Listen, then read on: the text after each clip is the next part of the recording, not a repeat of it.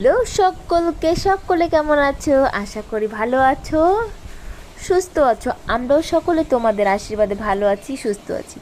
দেখতে পাচ্ছ সকাল সকাল আমাদের বাড়িতে রাম ভক্তদের সমাগম।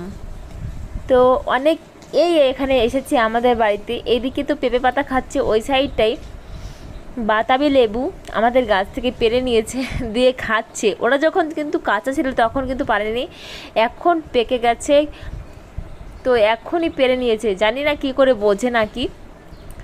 আর আমাদের বাড়িতে অনেক হনুমান এসছে, কিন্তু গাছ আমাদের উঠোন দিয়ে খুব দৌড়াদৌড়ি করছে, রাস্তার দিকেও আছে এমন কি হনুমান।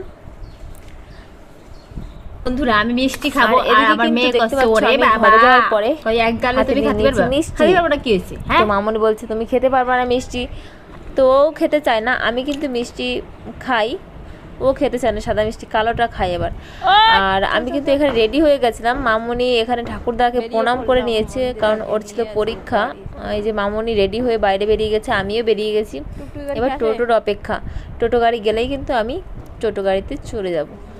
তো টোটো গাড়িতে করে আমি কিন্তু স্কুলে পৌঁছে গিয়েছিলাম অলরেডি।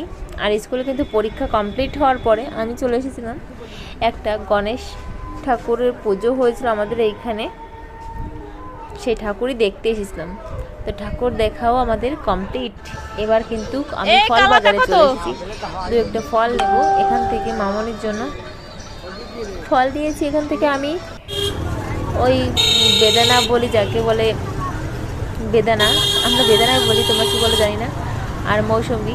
আর আমি কিন্তু বাড়িতে যাওয়ার জন্য টোটো গাড়ি ধরে নিয়েছি। আবার সবাই ভালো থেকো, সুস্থ থেকো। এই পর্যন্ত